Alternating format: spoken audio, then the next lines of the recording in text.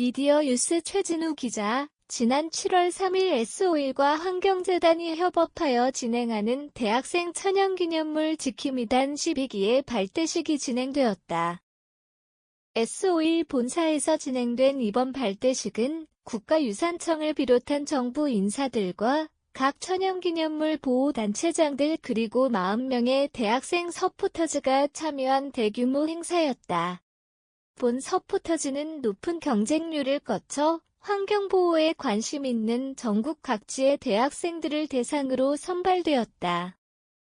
행사에서는 남생이 두루미 수달 장수하늘소 등 다양한 천연기념물을 보호하는 단체장들의 인사말과 서포터즈들을 향한 당부의 말이 전해졌으며 S5일 측의 후원금 전달로 마무리되었다.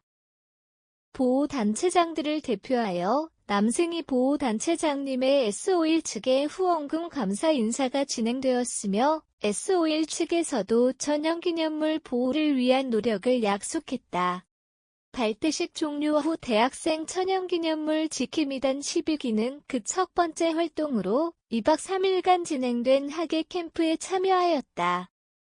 본 캠프에서는 한국수달연구센터 화암동굴 설악산 생태탐방원 영월곤충박물관 등을 방문하여 수달 사냥 장수하늘소 등의 천연기념물에 대해 배우며 직접 체험하는 시간을 가졌다. 그중 특히 영월곤충박물관에서는 무려 7년 만에 성충이 되는데 성공한 장수하늘소를 직접 볼 수 있는 기회가 주어졌다. 이대암 영월곤충박물관장이 직접 교육을 진행하며 장수하늘소의 습성과 성장 과정 그리고 장수하늘소 복원 방법에 대한 지식을 전달하였다. 장수하늘소는 정말 민감한 곤충입니다. 또한 정직한 곤충이기도 하죠. 참나무 같은 화렵수에서 성장하는데 우리나라의 경우 화렵수는 벌목하고 소나무 같은 침엽수만 권장합니다. 그렇기 때문에 장수하늘소 같은 천연기념물을 복원하기 어려운 거예요. 보호종을 복원하기 위해서는 그 생물을 한정하여 좁게 보기보다는 생태 전체를 넓게 바라보는 것이 중요합니다. 장수하늘소 복원계의 전설인 이대암 영월곤충박물관장은 인터뷰에서 위와 같이 천연기념물 보호를 위해서는 생태 전체에 관심을 가지고 환경보전에 힘써야 함을 강조하였다. 또한 이를 실현하기 위해서는 많은 사람들이 환경과 천연기념물에 관심을 가지고 다 함께 미래 세대를 위해 노력해야 함을 상기시켰다. 천연기념물 지킴이단 12기는 영월곤충박물관의 사례와 같이 한국수달센터에서 수달의 보호 보전 방법을 배우고 설악산 생태탐방원에서는 사냥에 대해 배우며 천연기념물을 보호하기 위해 대학생이 할 수 있는 방법에 대해 심도 있는 고민을 하며 다양한 아이디어를 도출하였다. 천연기념물 지킴이단 12기는 4명씩 총 10팀으로 진행되며 인스타그램, 유튜브, 블로그 등 다양한 매체를 활용하여 천연기념물에 대해 알리는 활동을 진행하며 보호에 힘쓰겠다고 약속하였다. 이들은 7월 5일 학예 캠프 종료를 기점으로 공식적인 서포터즈 활동을 시작한다. 천연기념물 지킴이단 12기 활동은 오는 12월을 기점으로 종료되며 7월부터 시작되는 6개월간 각 팀별 활동을 통해 자체적으로 천연기념물 보호를 위해 특색 있는 활동들을 진행할 예정이다. 환경 보전을 위한 대학생들의 희망찬 활동이 기대되는 바이다. 미디어 뉴스 최진우 기자, 지난 7월 3일 S5일과 환경재단이 협업하여 진행하는 대학생 천연기념물 지킴이단 12기의 발대식이 진행되었다. S5일 본사에서 진행된 이번 발대식은 국가유산청을 비롯한 정부 인사들과 각 천연기념물 보호단체장들 그리고 40명의 대학생 서포터즈가 참여한 대규모 행사였다. 본 서포터즈는 높은 경쟁률을 거쳐 환경보호에 관심 있는 전국 각지의 대학생들을 대상으로 선발되었다. 행사에서는 남생이 두루미 수달 장수하늘소 등 다양한 천연기념물을 보호하는 단체장들의 인사말과 서포터즈들을 향한 당부의 말이 전해졌으며 S5일 측의 후원금 전달로 마무리되었다. 보호단체장들을 대표하여 남승희 보호단체장님의 S5일 측의 후원금 감사 인사가 진행되었으며 S5일 측에서도 천연기념물 보호를 위한 노력을 약속했다.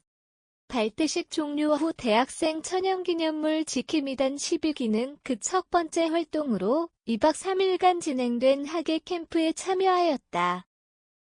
본 캠프에서는 한국수달연구센터 화암동굴 설악산 생태탐방원 영월곤충박물관 등을 방문하여 수달 사냥 장수하늘소 등의 천연기념물에 대해 배우며 직접 체험하는 시간을 가졌다. 그중 특히 영월곤충박물관에서는 무려 7년 만에 성충이 되는데 성공한 장수하늘소를 직접 볼 수 있는 기회가 주어졌다. 이대암 영월곤충박물관장이 직접 교육을 진행하며 장수하늘소의 습성과 성장 과정 그리고 장수하늘소 복원 방법에 대한 지식을 전달하였다. 장수하늘소는 정말 민감한 곤충입니다. 또한 정직한 곤충이기도 하죠. 참나무 같은 화렵수에서 성장하는데 우리나라의 경우 화렵수는 벌목하고 소나무 같은 침엽수만 권장합니다. 그렇기 때문에 장수하늘소 같은 천연기념물을 복원하기 어려운 거예요. 보호종을 복원하기 위해서는 그 생물을 한정하여 좁게 보기보다는 생태 전체를 넓게 바라보는 것이 중요합니다.